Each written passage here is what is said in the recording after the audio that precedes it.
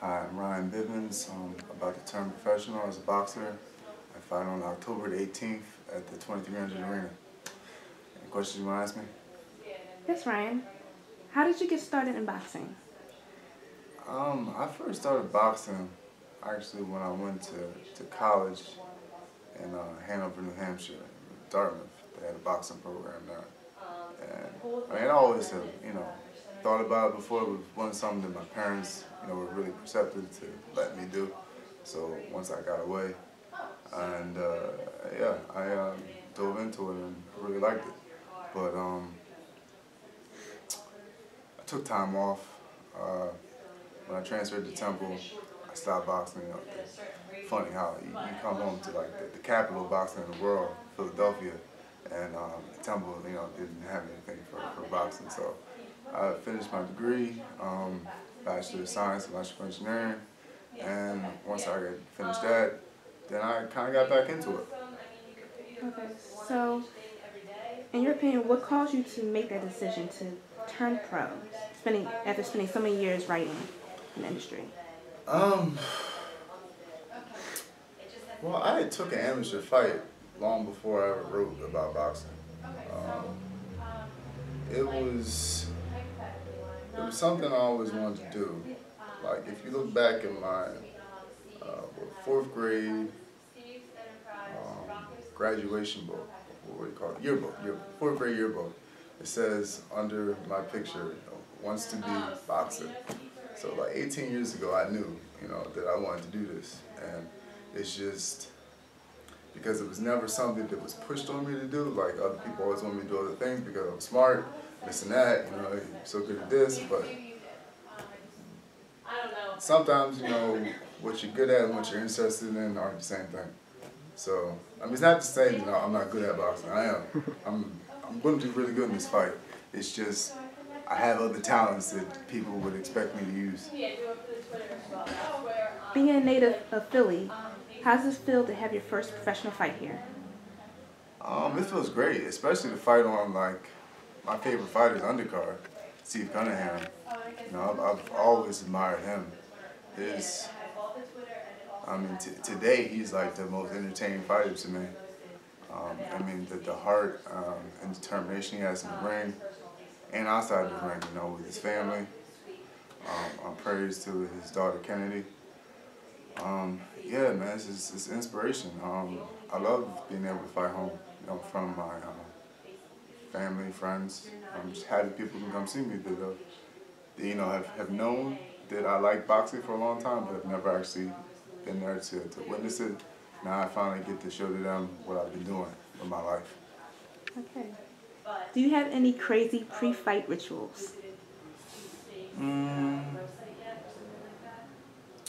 Pre-fight rituals? Nah, I wouldn't say so. No? I might do things that are perhaps odd, but it's nothing like a ritual. Okay. No. What do you think the biggest challenge will be as a professional boxer? Biggest challenge? Just honestly, just to stay busy. Constantly, get dates to fight, because that's a big hang up for a lot of people in the industry. They can't stay in the ring and stay active to advance their careers because opportunities just fall through for whatever reasons, whether or not that their marketability or just maybe injuries or internal problems with the camp, outside the camp, maybe with the family. For whatever reason, a lot of guys with a lot of talent, a lot of ability, just don't get to fight. And if you can't fight, you can't progress. So that's my primary concern, being able to consistently, be put on cards. Okay. How has your training been going for your debut fight? Well, this training camp has been about 14 months, so it's been as good as expected. I'm just anxious to get in the ring at this point. I've been training a long time since my last fight, and man, I guess I would say I've gone really hard at it for the last 6 months or so.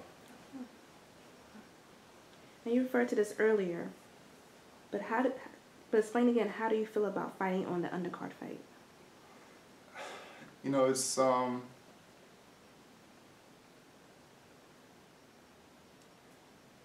people that are there to see, you know, the main event, you know, Cunningham, because, you know, he's a former two-time world champion. You know, people are there, you know, they're there because of the talent, okay? And, you know, if they get there early, you know, they might be able to see future talent. So that's, and, you know, those might be people that I might need to know or, you know, associate with in the future. And, you know, that's a good opportunity for me.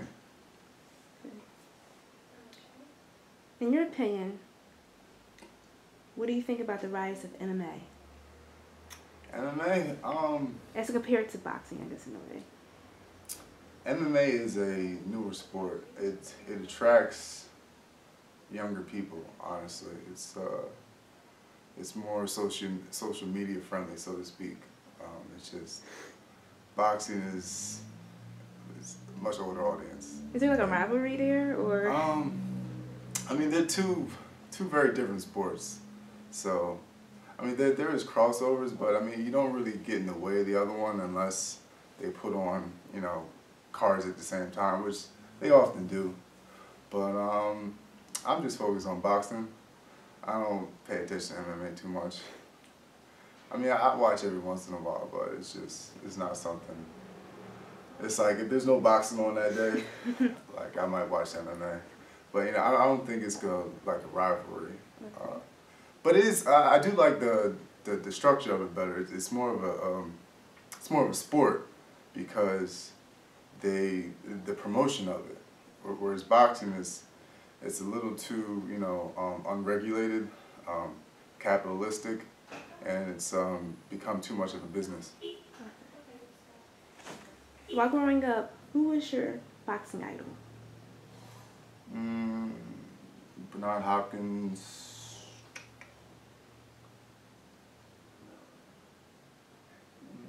Roy Jones Jr., Toro Gotti, Mike Tyson, some other guys, but those are the big names I really like. James Toney too. And just, I guess, a fun question. What are your thoughts on Mayweather and Pacquiao? Oh, that fight should have happened a long time ago. If it happens now or, you know, next year or whenever, it's probably going to be a wipeout for Mayweather. I would say both share blame in it not happening. It would have helped the sport a lot, but at the same time, I think having two stars at once might have given, you know, more eyes to boxing in general, because boxing has this ability to, you know, kind of not want to pay attention to, you know, number two in the sport. Like, you know, we always have like head honcho, and then like under him it's like a big step down. And as far as popularity goes, because they didn't fight each other, you know, they both each got to keep that, you know, high level of popularity. Do you think it was maybe timing that has caused them, or? Timing? Well, I'm gonna say timing because their promotional situation would have never been right. Like last time Mayweather was with Top Rank, Pacquiao was like way down in the weight classes. So and then, you know, Pacquiao, he actually signed with both promoters, Golden Boy and Top Rank, and had he just signed with Golden Boy, you know, the fight probably would have happened. So it's just one of those things. You know, when you got so many conflicting things, like conflicting networks, conflicting promotional entities that aren't doing business with each other, and then the fighters also just, you know, they kind of like divas. You know, they have a lot of demands, and if they aren't met, that, you know, they're not going to fight. So it was too many obstacles.